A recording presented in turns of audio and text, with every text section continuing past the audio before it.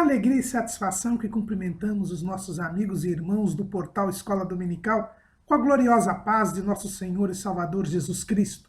Estamos dando início a mais uma pré-aula, esta ferramenta que o portal Escola Dominical disponibiliza no início da semana, para que os irmãos possam melhor preparar a sua aula da Escola Bíblica Dominical. Leiam a revista das lições bíblicas, assistam a esta pré-aula, leiam os textos de apoio que nós disponibilizamos ao longo da semana no portal Escola Dominical.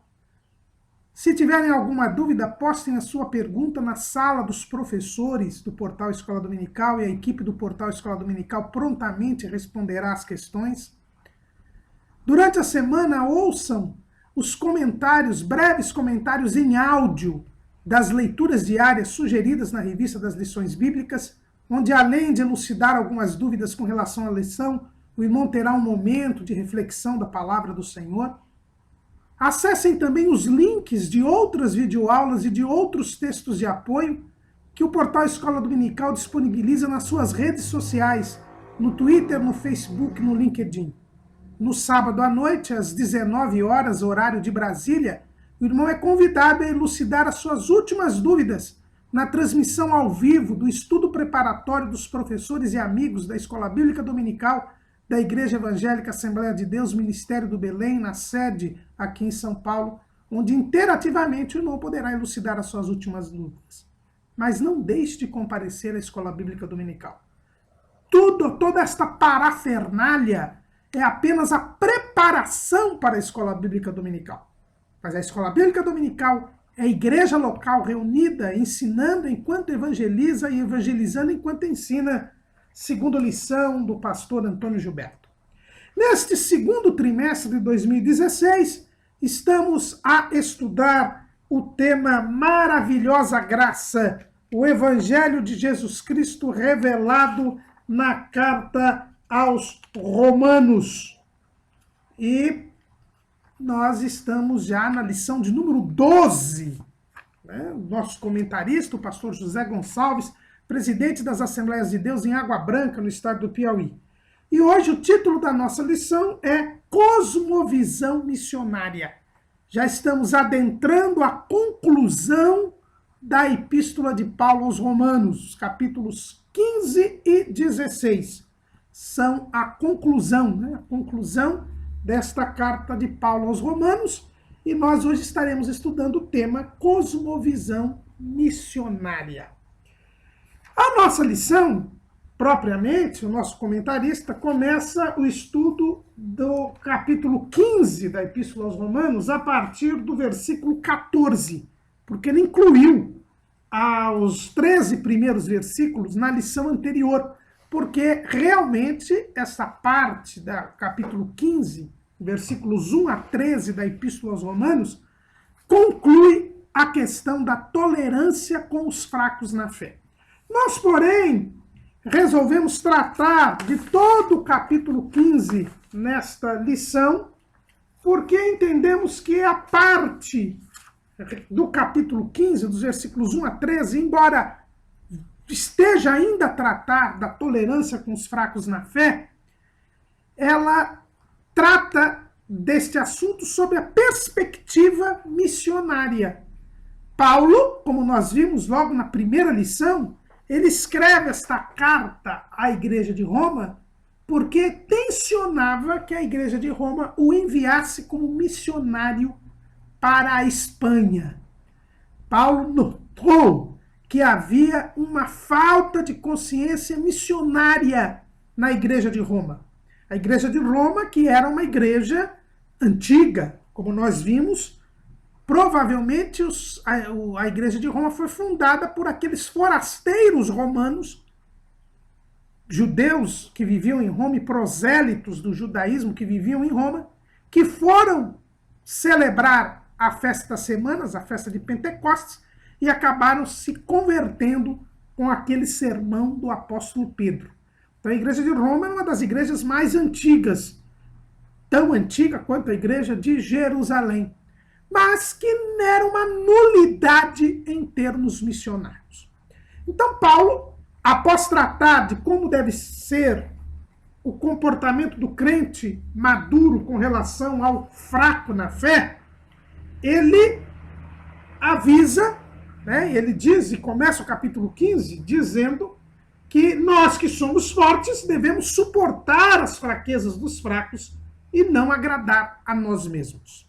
Então, o forte espiritual, o crente maduro, ele não deve buscar agradar a si próprio, mas deve tolerar a fraqueza dos fracos, justamente para que possa agradar ao próximo e contribuir para a sua edificação. Foi o que nós vimos na lição passada. O crente maduro, ele tem que ter a consciência de que ele está ali para fortalecer o fraco. Ele deve ser um instrumento de Deus para que o fraco cresça espiritualmente.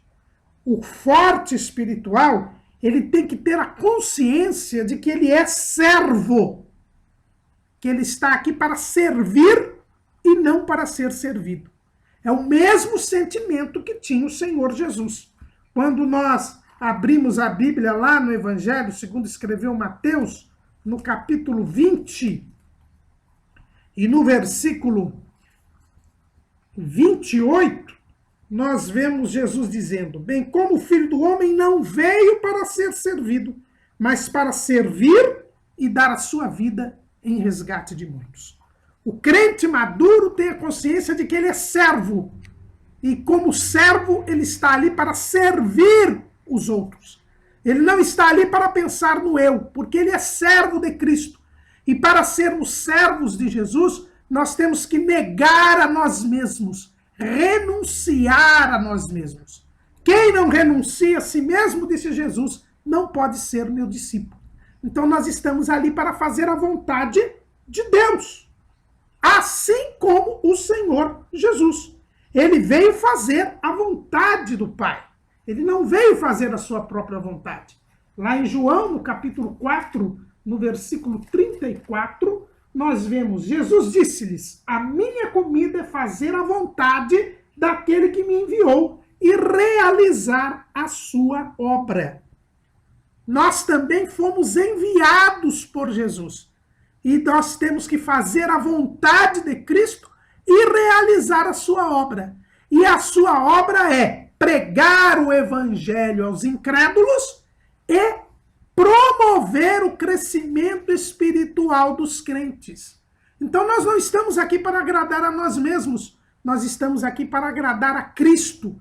Paulo tinha esta consciência, ele podia dizer isso aos crentes de Roma, porque ele tinha esta consciência. Lá em Gálatas, no capítulo 1 e no versículo 10, Paulo diz: porque persuado eu agora a homens ou a Deus? Ou procuro agradar a homens?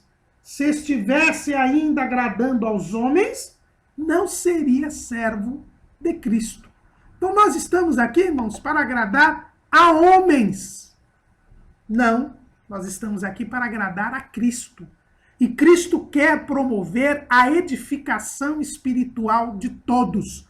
Cristo quer que todos os homens cheguem à estatura completa de Cristo, a varão perfeito. É o que nós lemos lá em Efésios, no capítulo 4, versículo 12. Querendo o aperfeiçoamento dos santos para a obra do ministério, para a edificação do corpo de Cristo, até que todos cheguemos à unidade da fé e ao conhecimento do Filho de Deus, a varão perfeito, à medida da estatura completa de Cristo, para que não sejamos mais meninos inconstantes, levados em roda por todo o vento de doutrina, pelo engano dos homens que com astúcia enganam fraudulosamente. Antes, seguindo a verdade em caridade, cresçamos em tudo naquele que é a cabeça, Cristo, do qual todo o corpo bem ajustado e ligado pelo auxílio de todas as juntas, segundo a justa operação de cada parte, faz o aumento do corpo para a sua edificação em amor. Eu li Efésios 4, de 12 a 16. Então esse é o propósito de Cristo. E por isso o forte espiritual, ele tem que tolerar o fraco na fé e promover a sua edificação. E este é o papel do forte espiritual. E nós temos o exemplo de Jesus, como eu disse. Paulo diz, porque também Cristo não agradou a si mesmo, mas como está escrito, sobre mim caíram as injúrias dos que te injuriavam. Porque tudo que dantes foi escrito para nosso ensino foi escrito para que pela paciência e consolação das Escrituras tenhamos esperança. Ora, o Deus de paciência e consolação vos conceda o mesmo sentimento uns para com os outros, segundo Cristo Jesus. E aí nós temos uma importante lição que o apóstolo Paulo nos dá.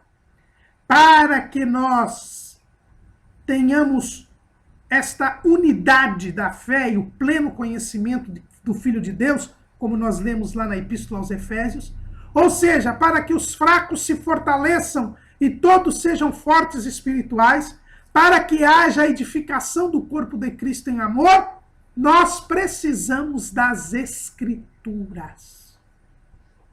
Paulo diz que tudo que dantes foi escrito para o nosso ensino foi escrito para que tenhamos,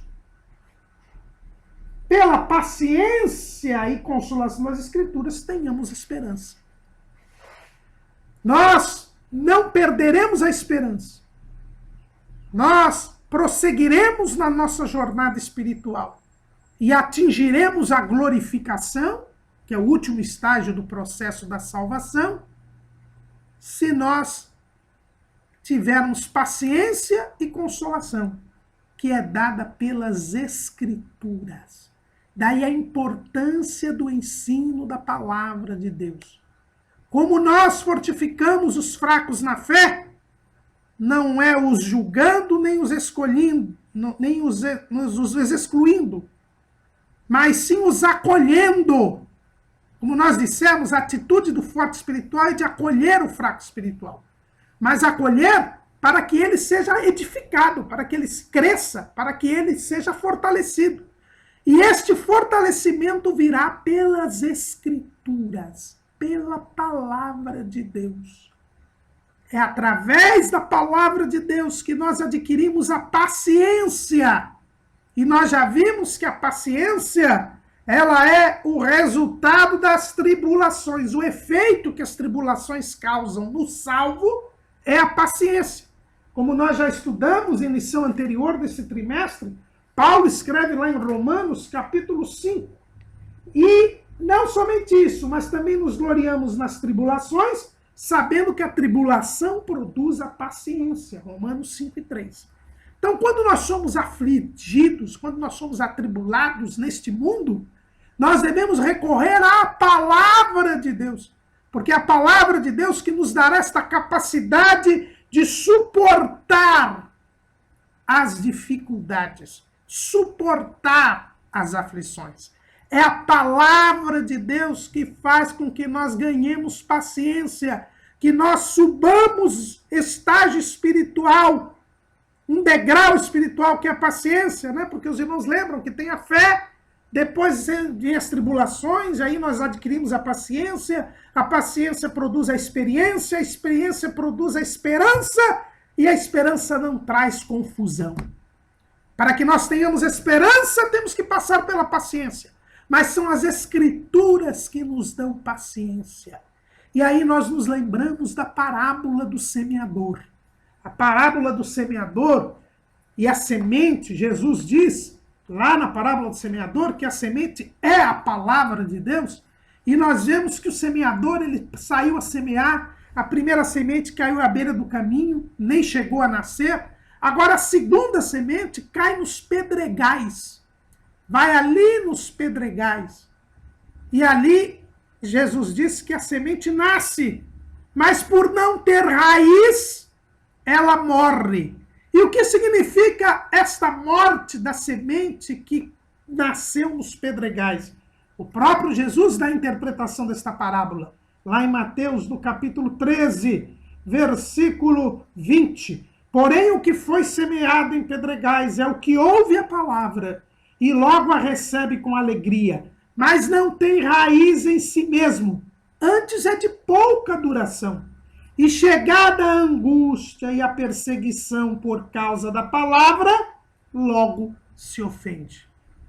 Então, a semente que é semeada nos pedregais é aquela pessoa que, por não ter raiz, embora ela receba a salvação, ela não suporta as aflições, não suporta as tribulações e acaba abandonando a fé por causa das tribulações, por causa da angústia. Mas o que faltou a esta pessoa? Por que ela morre? Por que ela naufraga espiritualmente? Porque ela não teve a palavra de Deus. Lá em Jeremias, capítulo 23, versículo 29, Jeremias 23 e 29, diz o profeta: não é a minha palavra como fogo, diz o Senhor, e como um martelo que esmiuça a penha? A palavra de Deus é um martelo que esmigalha, que pulveriza a pedra.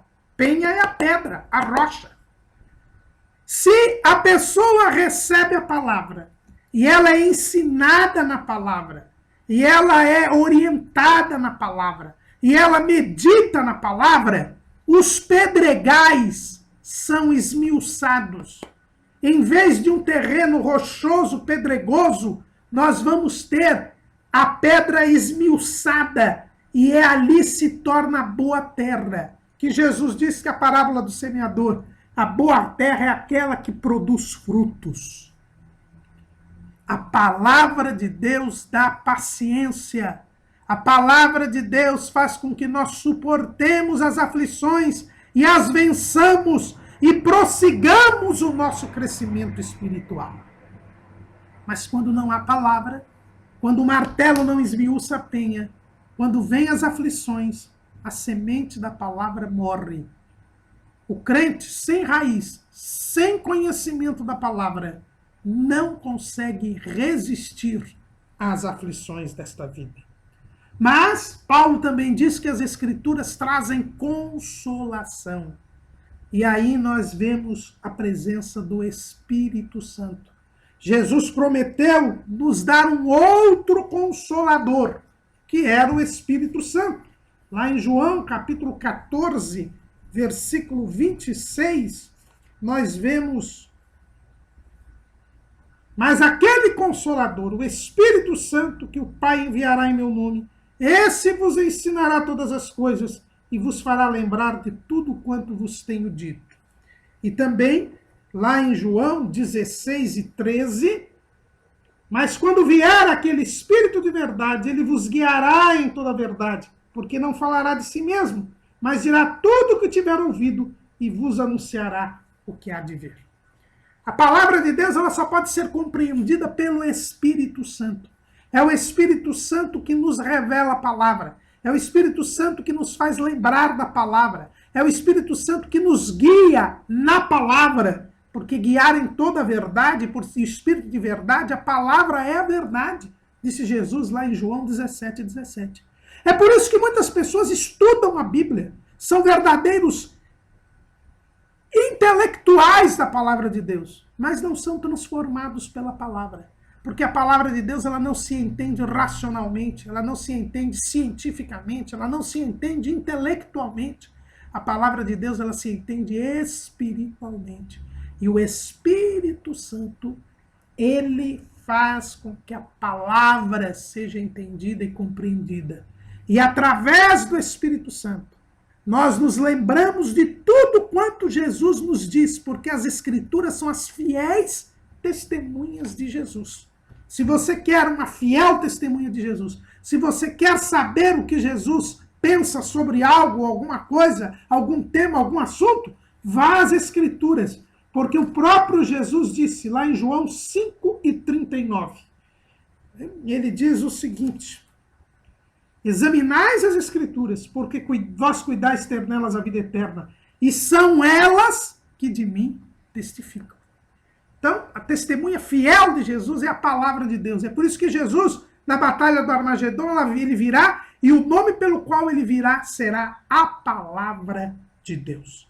Então, as Escrituras, elas trazem a paciência e a consolação. E através das Escrituras é que nós temos o crescimento espiritual. Através das Escrituras é que nós temos a unidade da fé e do conhecimento do Filho de Deus. É através das Escrituras que os fracos se tornam fortes espirituais.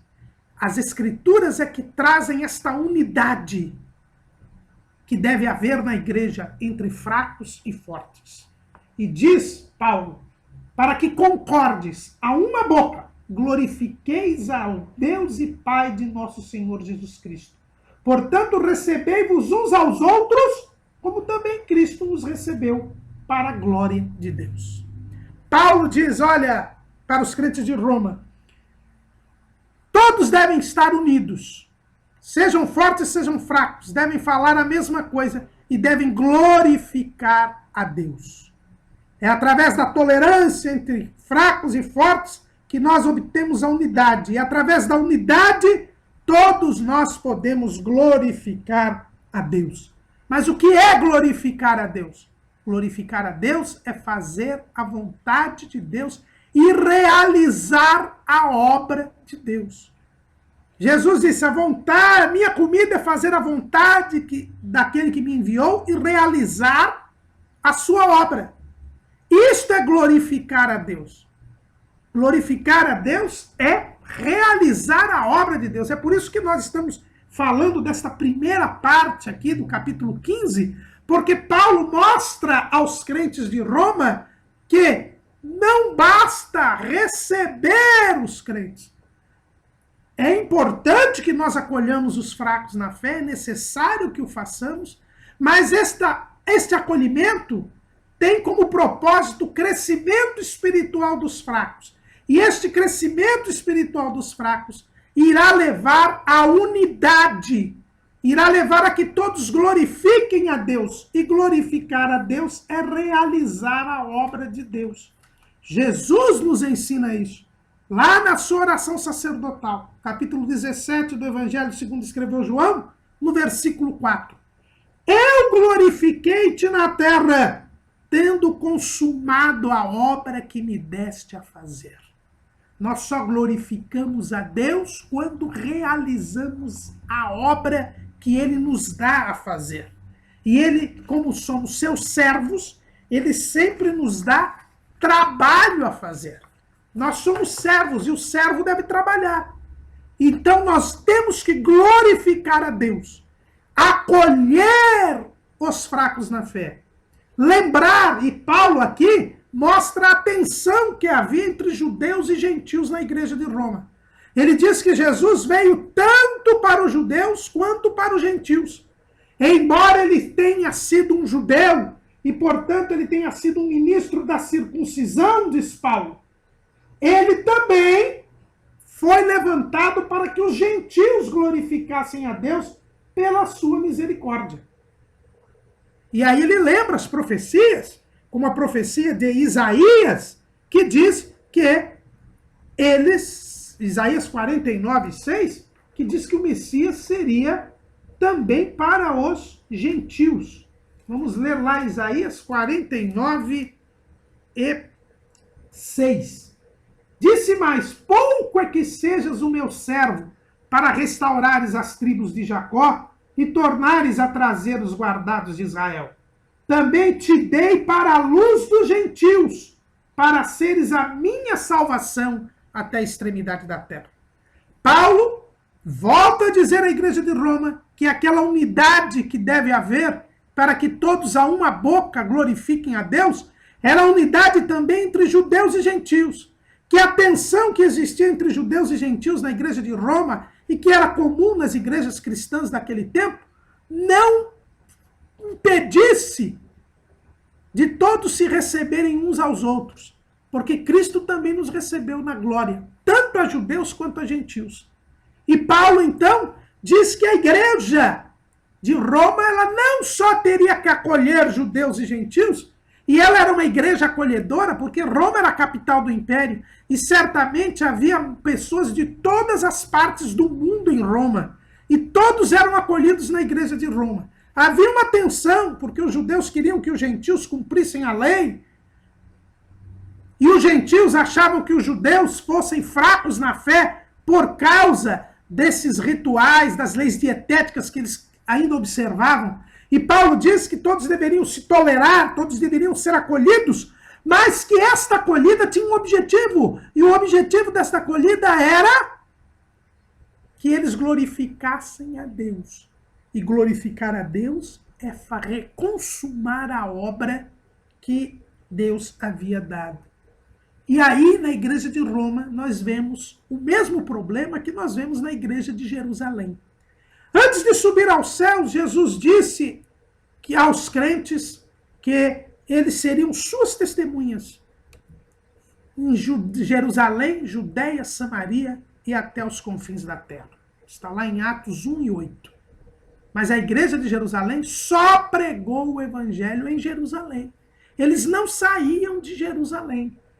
Eles pregaram o evangelho em Jerusalém. Não é? O próprio Sinédrio testemunha o zelo da igreja de Jerusalém em pregar o evangelho em Jerusalém.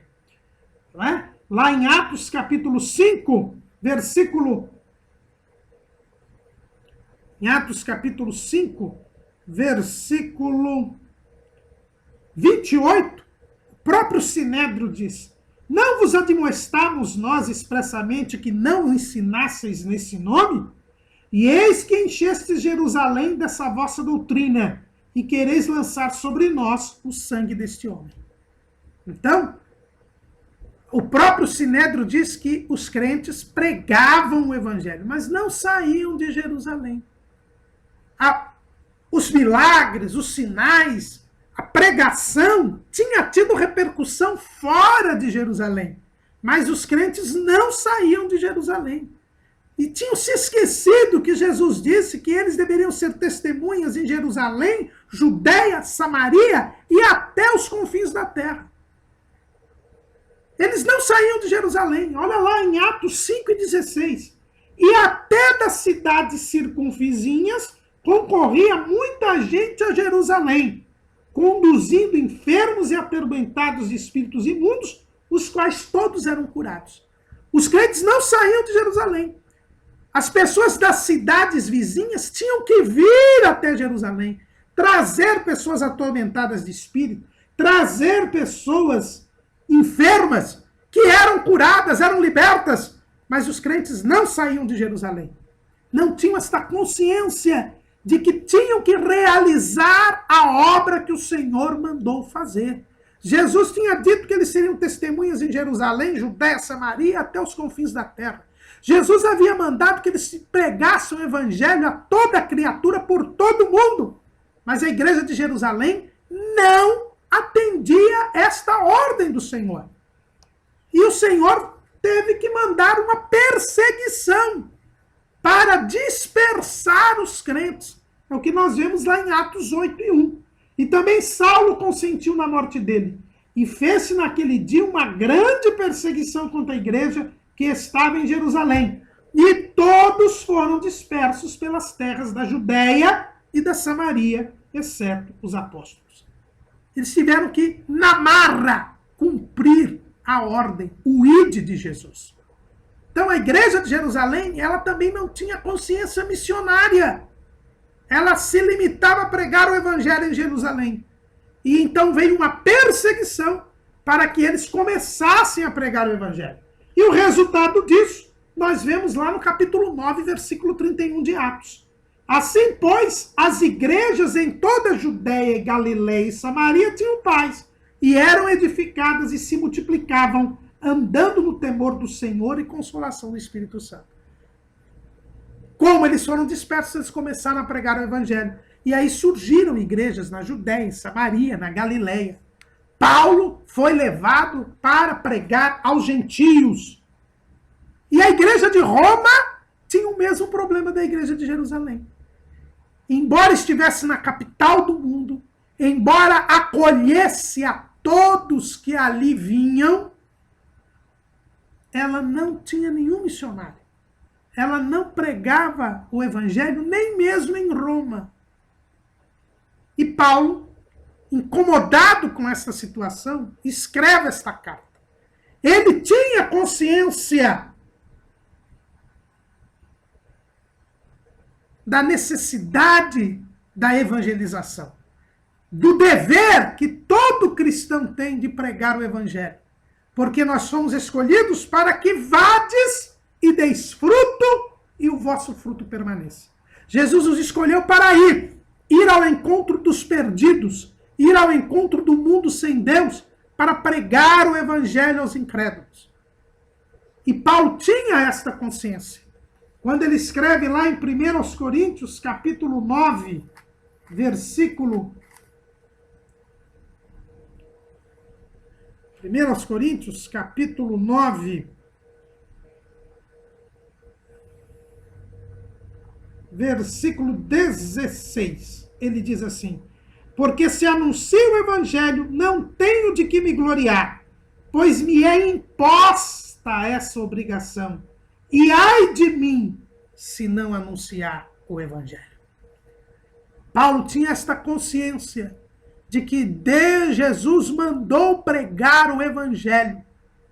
E ele tinha esta consciência de que ele tinha sido chamado para pregar aos gentios, para abrir trabalhos entre os gentios. Desde os primórdios da sua salvação, ele tinha este conhecimento. Certamente Ananias disse a ele, ainda em Damasco, da sua escolha para este trabalho. Lá em Atos, capítulo 9, versículo 15, disse-lhe, porém, o Senhor, vai, porque este é para mim um vaso escolhido, para levar o meu nome diante dos gentios e dos reis e dos filhos de Israel. Paulo tinha esta consciência da sua obrigação de pregar o evangelho. E por isso ele tinha autoridade para dizer aos romanos que eles deviam pregar o evangelho, que eles deviam se despertar para esta obrigação. Não bastava a igreja de Roma acolher os crentes. Eles precisavam pregar o evangelho aos incrédulos. E sendo a igreja da capital do mundo, uma igreja estratégica, eles deveriam se dedicar à obra missionária. E Paulo, incomodado com esta letargia da igreja de Roma, ele escreve a carta aos Romanos para mostrar o significado da salvação, o alcance da salvação, e para que a igreja de Roma, diante do reconhecimento do significado da salvação e do alcance da salvação, ela se dedicasse a pregar o evangelho. E há muitas igrejas hoje, como a igreja de Jerusalém, como a igreja de Roma, que não têm esta consciência missionária, que estão presas nas quatro paredes do templo. São igrejas que viraram verdadeiros clubes de confraternização, ambientes de confraternização. Tem muitas festividades, mas festividades só para crentes.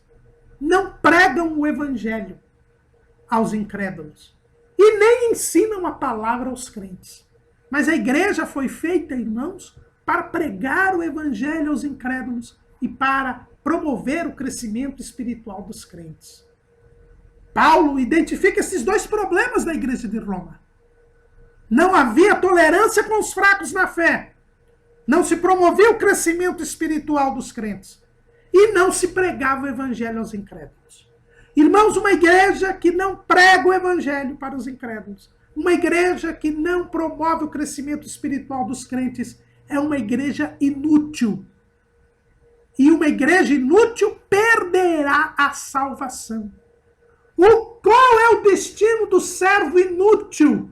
Daquele que não realiza a obra que o Senhor lhe deu a fazer. Nós encontramos na parábola dos talentos. Lá em Mateus, capítulo 25, no versículo 20, nós vemos, no versículo 30, nós vemos o que acontecerá com o servo inútil. Lançai, pois, o servo inútil nas trevas exteriores. Ali haverá pranto e ranger de dentes. Irmãos, precisamos despertar para a realidade do Evangelho, da palavra de Deus. Servo inútil perde a salvação. Irmãos, nós precisamos lembrar que nós somos salvos para pregar o Evangelho e para promover o crescimento espiritual dos crentes. Irmãos, igreja existe para pregar o Evangelho. E, infelizmente, hoje nós não temos esta consciência missionária. Quando se fala em missionário, as pessoas só pensam nos missionários transculturais, naqueles que vão para a África, para o Japão, naqueles que vão para as tribos da Oceania. Irmãos, a missão não é apenas a missão transcultural. Jesus disse, ser-me-eis testemunha tanto em Jerusalém, quanto a Judéia, Samaria e até os confins da terra. Missão é pregar o Evangelho. Quando você está pregando o Evangelho para o seu vizinho, para o seu colega de trabalho, para o seu colega de escola, para alguém que está no metrô, no ônibus, no trem, você está fazendo missão. Missão é tarefa, missão é trabalho. E a obra que o Senhor nos deu a fazer foi pregar o Evangelho. Igreja existe para isso, irmãos. Igreja que não prega o Evangelho, igreja que não promove o crescimento espiritual dos crentes, é apenas um clube, é apenas um grupo social de confraternização. É uma igreja inútil. E o servo inútil será lançado nas trevas exteriores, onde há pranto e ranger de dentes. Paulo diz que a igreja de Roma era cheia de bondade e de todo conhecimento e que poderia encorajar uns aos outros. Mas Paulo diz, mas irmãos, em parte vos escrevi, mais ousadamente, como para vos trazer outra vez isto à memória, pela graça que por Deus me foi dada, que seja ministro de Jesus Cristo entre os gentios, ministrando o Evangelho de Deus, para que seja agradável a oferta dos gentios, santificada pelo Espírito Santo. De sorte que tenho glória em Jesus Cristo nas coisas que pertencem a Deus. Porque não ousaria dizer coisa alguma que Cristo por mim não tenha feito, para a obediência dos gentios, por palavra e por obras, pelo poder dos sinais e prodígios na virtude do Espírito Santo.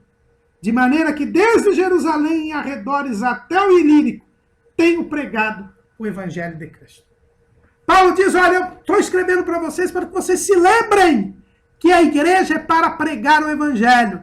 E eu não diria isto se eu mesmo não fosse um exemplo. Eu fui chamado para pregar o Evangelho. E desde Jerusalém e os arredores até o Ilírico, Ilírico era uma antiga província romana que abrangia as regiões que hoje são da Itália, da Albânia, da Croácia, da Eslovênia, da Bósnia e Herzegovina, né? Uma região ali na Europa, que no tempo de Paulo nem era mais uma província. Quando Paulo escreveu esta carta, a província do Ilírico já tinha sido dividida em duas, a Dalmácia e a Panônia. Mas Paulo diz, olha, eu tenho pregado o Evangelho, porque eu não esqueci que foi para isto que eu fui chamado. E eu estou querendo que vocês se lembrem disso. E eu não estou falando isso dizendo faço o que eu mando, não faço o que eu faço, porque eu já estou fazendo. E Paulo aqui, irmãos, nos mostra que ali repousava a sua autoridade para falar à igreja de Roma, porque ele mesmo pregava o Evangelho. E esse é um problema sério que nós temos hoje. Hoje há muitas pessoas, muitos obreiros, que falam para as pessoas dos trabalhos de evangelização da igreja, dos cultos ao ar livre, das visitas, mas eles mesmos não vão. Eles anunciam no culto. Vai ter o culto ao ar livre, vai ter o culto no lar, vai ter o culto na casa da irmã fulana, nós vamos visitar, vai ter visita na casa da irmã fulana. Mas ele mesmo não vai, ele mesmo não visita. Então ele não tem autoridade nenhuma para falar. Mas Paulo não. Paulo diz assim, olha, não ousaria dizer coisa alguma que Cristo por mim não tenha feito. Paulo tinha autoridade para falar que os romanos deveriam pregar o evangelho, porque ele pregava o evangelho. E Paulo nos mostra aqui que a pregação do evangelho, ele se dá com 3 elementos. Olha o que ele diz. Por palavra, por obras e pelo poder dos sinais e prodígios na virtude do Espírito de Deus. Esses são os 3 elementos que deve haver na pregação do evangelho. Em primeiro lugar, eu preciso ter a palavra. Eu preciso ter a palavra. O evangelho, ele é pregado, é a palavra de Deus que é pregada. O que nós temos que pregar? Paulo, mais uma vez, dá um exemplo. 1 Coríntios, capítulo 2, versículo 2. Porque nada me propus saber entre vós, senão a Jesus Cristo e este crucificado. O que é que nós devemos pregar? Jesus é o nosso exemplo. Marcos 1 e 14. E depois que João foi entregue à prisão, veio Jesus para a Galileia, pregando o evangelho do reino de Deus. E dizendo, o tempo está cumprido, e o reino de Deus está próximo. Arrependei-vos e crede no evangelho. Esta é a mensagem que nós devemos pregar. A mensagem da salvação. A mensagem da necessidade do arrependimento dos pecados. A mensagem da necessidade de crermos que Jesus é o único e suficiente Senhor e Salvador. Não é este evangelho fácil que está por aí. Este evangelho que diz recebe aqui, recebe ali, que dá chave na mão, que dá carro, que só prega bens materiais, que prega ganância, que prega triunfalismo, que você não vai ficar doente, que você vai ser próspero financeiramente. Isto não é o evangelho. O evangelho é a pregação de Cristo e este crucificado. É dizer que Jesus salva, cura, batiza com o Espírito Santo e brevemente voltará. É esta mensagem que devemos pregar, irmãos. Não é adivinhações que são pseudo-revelações. Não é promessas vazias, genéricas, inventadas por pseudo-pregadores. Não é massagem de egos. Não é acobertamento de pecados. Não é divertimento ou entretenimento. Não é descarrego emocional. Não, a mensagem do Evangelho é a mensagem da pregação, da necessidade que nós temos de nos arrepender dos pecados, de crer que Jesus é o único Senhor e Salvador, e de que nós devemos viver separados do pecado, fazendo a vontade de Deus, vivendo em amor, aguardando a volta do Senhor, para glorificados, para sempre estarmos com Jesus. Esta é a mensagem do Evangelho. É a palavra. Mas além da palavra, o Evangelho também é pregado por obras. A fé produz obras.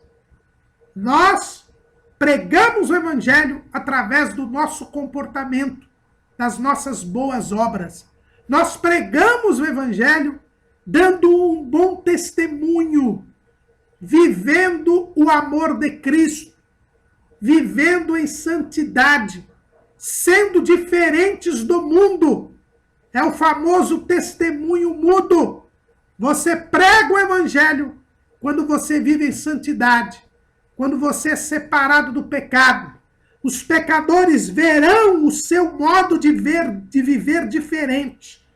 Os pecadores verão a presença de Deus na sua vida e por causa das suas boas obras, glorificarão ao vosso Pai que está nos céus. Através de obras. E Paulo estava, inclusive, quando escreveu esta carta, produzindo boas obras. Ele mesmo diz, lá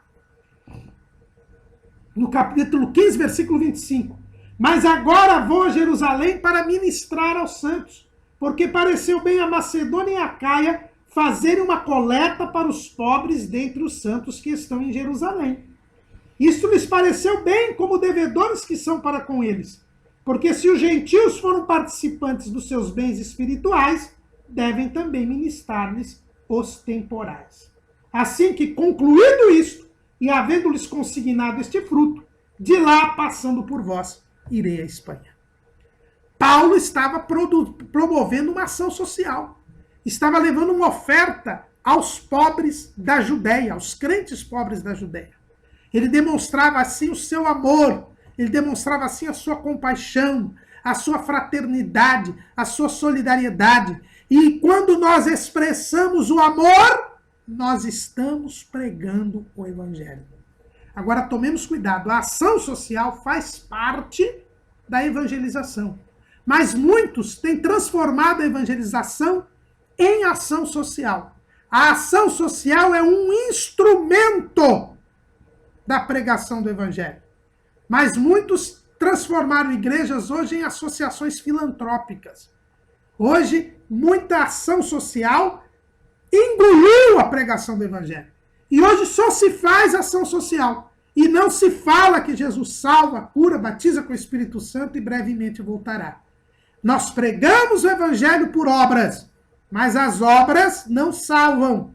As obras são o produto de uma fé e são um instrumento de evangelização, mas não são um objetivo, nenhuma finalidade. Mas tem um terceiro elemento para a pregação do Evangelho. É o poder dos sinais e prodígios na virtude do Espírito de Deus. Quando nós lemos lá em Marcos, no capítulo 16, no versículo 20, diz assim o texto: E eles, tendo partido, pregaram por todas as partes, cooperando com eles o Senhor e confirmando a palavra com os sinais que se seguiam. O Evangelho completo tem de ter sinais, maravilhas e prodígios. O poder de Deus tem que ser demonstrado. Ninguém é salvo por causa de milagres. Ninguém é salvo por causa de sinais. Mas a pregação do Evangelho tem que ser confirmada por sinais e prodígios na virtude do Espírito Santo. Os sinais atraem as pessoas. Os sinais trazem as pessoas para ouvir a palavra de Deus. E é preciso que haja sinais na pregação do Evangelho. E Paulo podia falar isto porque Paulo vivia isso. Lá em 1 Coríntios, capítulo 2, versículo 4.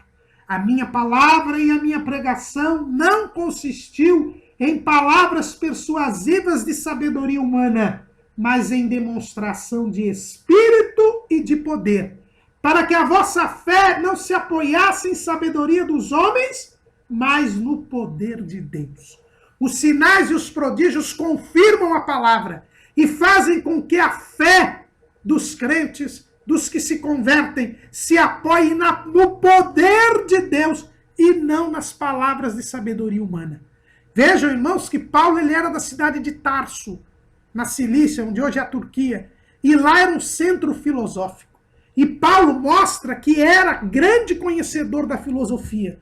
E um dos ensinos que se estudavam em Tarso era a retórica, ou seja, a arte de convencer pelo discurso, a arte do convencimento pela argumentação. Paulo tinha conhecimento técnico para convencer as pessoas no discurso, mas ele não se valeu deste conhecimento técnico, mas sim do poder de Deus, porque o Evangelho é o poder de Deus para a salvação de todo aquele que crê. O Evangelho completo, ele tem que ter palavra, ele tem que ter obras e ele tem que ter sinais e prodígios na virtude do Espírito Santo. É isto que nós temos que pregar. É isto que a igreja tem que pregar. Ela tem que ter consciência que ela está aí para pregar o Evangelho, pregar a palavra de Deus, pregar a mensagem da cruz, ter uma vida santa, ter uma vida diferente do mundo, pregando pelas obras, expressando o amor a Deus e o amor ao próximo, mas também ter sinais e prodígios na virtude do Espírito Santo. Viver em oração, buscar o poder de Deus, buscar a presença de Deus, buscar o batismo com o Espírito Santo, buscar os dons espirituais, para que a palavra seja confirmada. E isso é um dever de todos, de toda a igreja. Isso é pregar o evangelho. E Paulo tinha consciência disso. E pregava por palavra, e pregava por obras, e pregava através de sinais e prodígios na virtude do Espírito Santo. É por isso que ele podia cobrar isso da igreja de Roma, porque ele vivia isso. E uma outra lição importante que Paulo dá é que ele pregava, mas não edificava sobre o fundamento alheio. Ele diz assim, versículo 20 do capítulo 15 de Romanos: e desta maneira me esforcei por anunciar o evangelho, não onde Cristo houvera sido nomeado, para não edificar sobre fundamento alheio. Antes, como está escrito, aqueles a quem não foi anunciado o verão, e os que não ouviram o entenderão. Paulo, irmãos, queria ir para a Espanha. Ele não queria ir para a igreja de Roma e chegar lá e dizer, olha, vocês me conhecem, sabem que eu sou apóstolo, eu vim aqui agora para dirigir esta igreja. A igreja na capital do mundo, eu sou cidadão romano, eu quero agora uma aposentadoria. Agora eu quero desfrutar daquilo que eu já fiz para Jesus. Eu vou ser pastor de vocês em Roma. Não. Paulo não queria virar pastor de Roma, porque ele sabia que a igreja de Roma não tinha sido fundada por ele. A igreja de Roma não era fruto do seu ministério. E ele não queria edificar sobre o fundamento alheio. Ele queria ir para a Espanha, para o extremo ocidental do império, onde ninguém havia ainda pregado o evangelho. Paulo, irmãos, nos dá uma lição importantíssima aqui. Hoje, muitos são pescadores de aquário. Eles vão pregar para quem já é crente. Eles vão pregar para quem já conhece Jesus, já conhece o evangelho. Porque o seu objetivo é aumentar a arrecadação da sua igreja ou abrir uma igreja para si. Porque o seu objetivo é ter posição de poder. Porque o seu objetivo é ter dinheiro. Porque o seu objetivo é ter fama. Eles estão pescando em aquário, como dizem por aí. Eles querem que as pessoas passem a segui-lo por causa de alguns pontos secundários da doutrina. Por causa de usos e costumes. Por causa de organização administrativa. Isso não é pregar o evangelho. Hoje muita gente está abrindo trabalhos, abrindo igrejas, onde já tem igrejas, onde já tem trabalhos. E há muitos lugares onde não há pregação do evangelho, onde não há nenhum trabalho estabelecido. Paulo nos ensina que nós devemos pregar o evangelho, e pregar o evangelho é não edificar em fundamento alheio. Muitos estão aí procurando lugares que são rentáveis, procurando pontos, bons pontos comerciais. Mas nós devemos pregar o evangelho onde ele ainda não foi anunciado. Paulo podia ir para Roma e viver em Roma e ser sustentado pela igreja de Roma, mas ele queria passar por Roma, mas para que Roma lhe mandasse para a Espanha. Ele queria despertar a consciência missionária em Roma. Ele estava incomodado de uma igreja grande na capital do mundo não ter missionários. Então ele queria que Roma entendesse que ela deveria pregar o evangelho.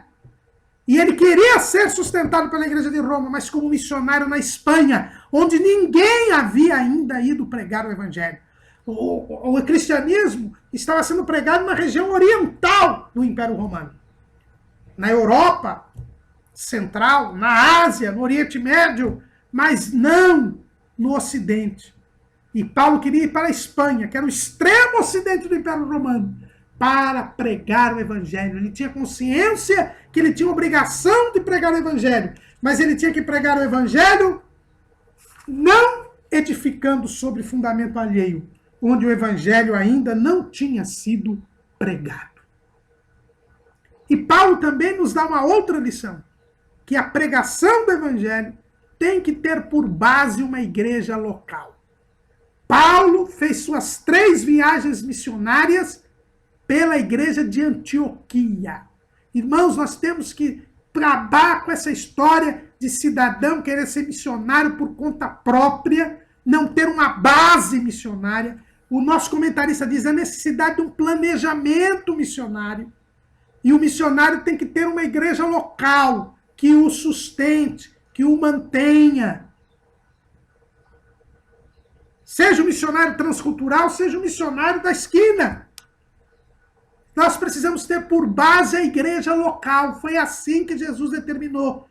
Ele edificou uma igreja. Nós já vimos aqui que o crescimento espiritual depende do irmão. A salvação é individual, mas o crescimento espiritual depende do irmão e a pregação do evangelho depende da comunidade. A obra de Deus se faz coletivamente.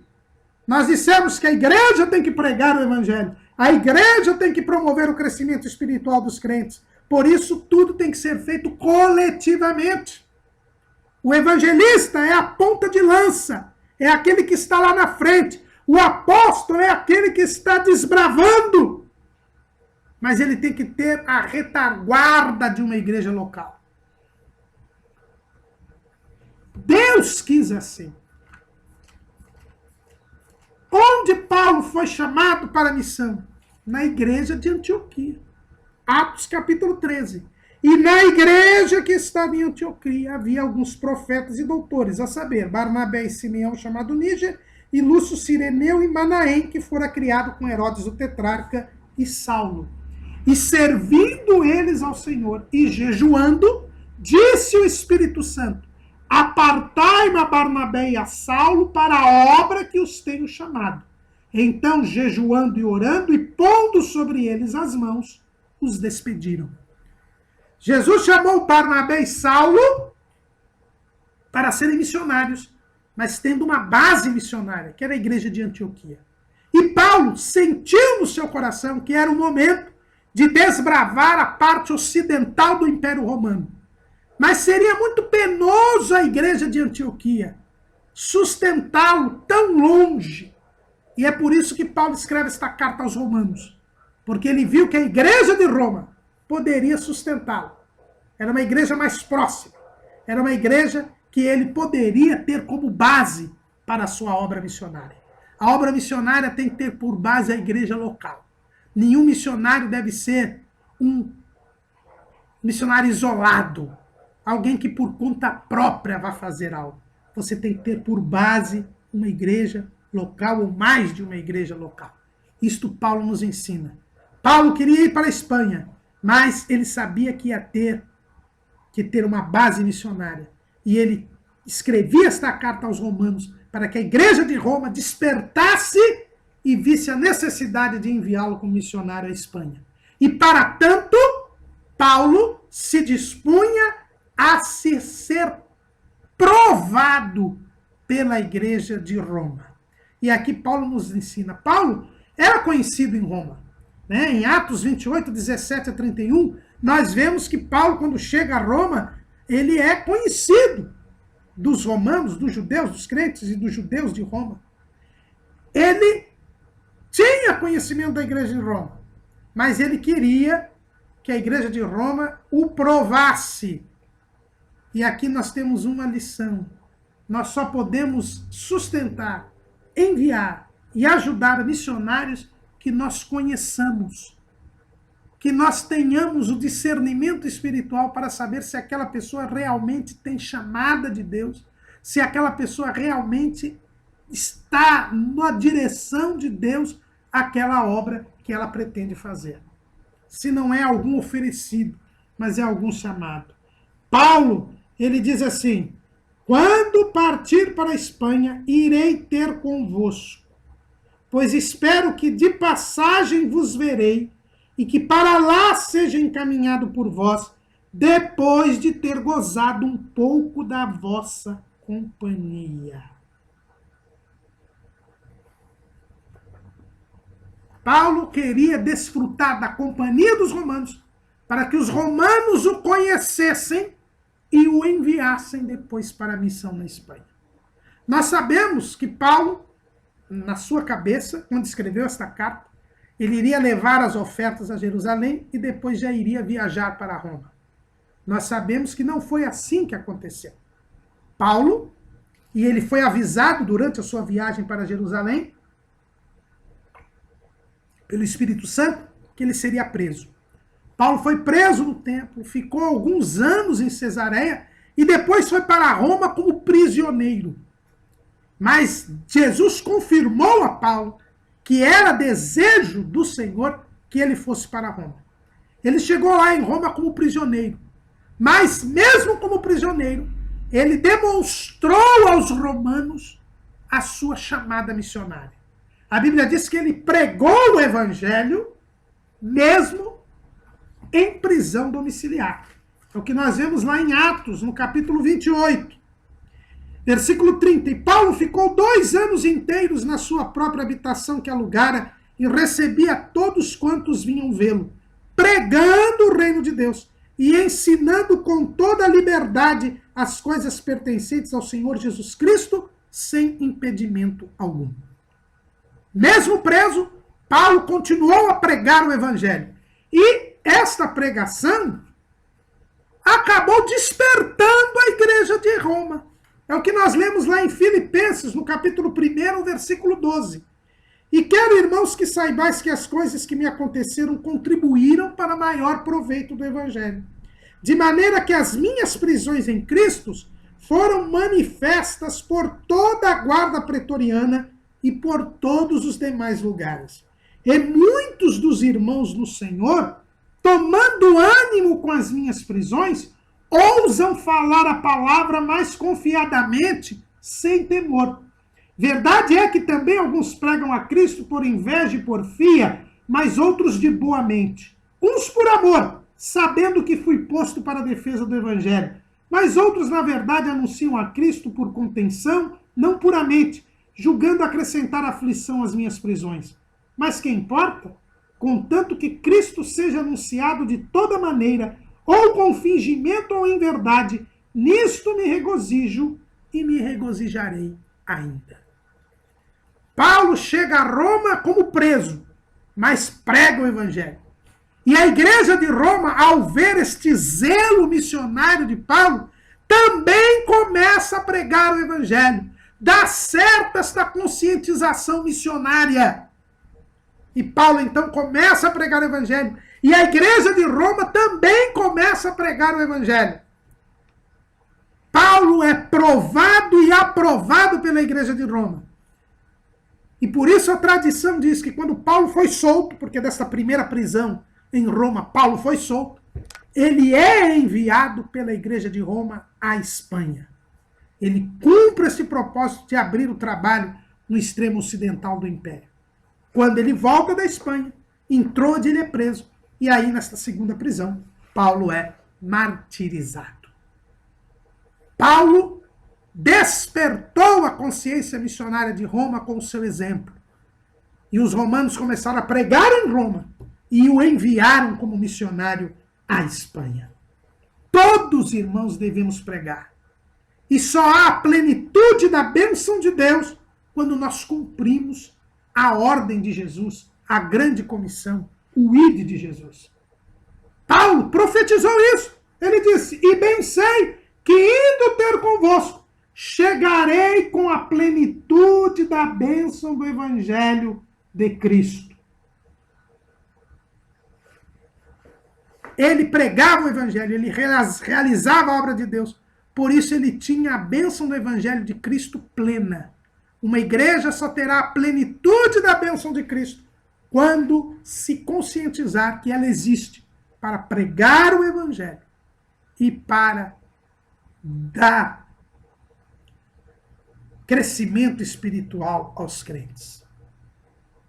Mas o que vemos hoje é uma maioria esmagadora dos crentes que está ociosa, que não prega, que está letárgica. Existem os departamentos de evangelismo, que tem a menor parte dos crentes. Mas é preciso, irmãos, que despertemos. É preciso que nós lembremos que estamos aqui e fomos escolhidos por Jesus para levar a mensagem da salvação, para ir ao encontro dos perdidos, para sairmos das quatro paredes do nosso templo, para deixarmos de ficar de festividade em festividade, confraternização em confraternização, para chegarmos e pregarmos a palavra de Deus, o poder de Deus para a salvação de todo aquele que crê. Paulo, ele fazia um pedido de oração. Ele termina este capítulo 15, que é a conclusão da sua carta, o capítulo 16, que nós vamos estudar na próxima lição, são as saudações. Paulo, ele diz assim: e rogo-vos, irmãos, por nosso Senhor Jesus Cristo e pelo amor do Espírito, que combatais comigo nas vossas orações por mim a Deus, para que seja livre dos rebeldes que estão na Judéia, e que esta minha administração que em Jerusalém faço seja bem aceita pelos santos, a fim de que pela vontade de Deus chegue a vós com alegria e possa recrear-me convosco. E o Deus de paz seja com todos vós. Amém. Paulo pediu oração aos romanos para que, superando os problemas com os rebeldes da Judéia e cumprindo a sua missão social, estivesse em condições de chegar a Roma com alegria e assim pudesse se recriar com aquela igreja e ser por ela enviada para a Espanha. Nós temos esta mesma disposição de enfrentar as tribulações e dificuldades com o objetivo de realizar a obra de Deus? Será que nós estamos dispostos a transformar nossas igrejas locais em verdadeiras agências do reino de Deus, direcionando as nossas atividades para a evangelização e o crescimento espiritual dos salvos? Ou será que nós vamos preferir manter o comodismo atual, sermos membros de simples clubes de confraternização, alheios ao clamor dos povos para a salvação, no momento de aumento da iniquidade e de proximidade do arrebatamento da igreja? Paulo tinha uma visão missionária, que é a visão de Jesus, que é a visão que tem que ter a igreja. E nós? Será que temos esta visão? Amém.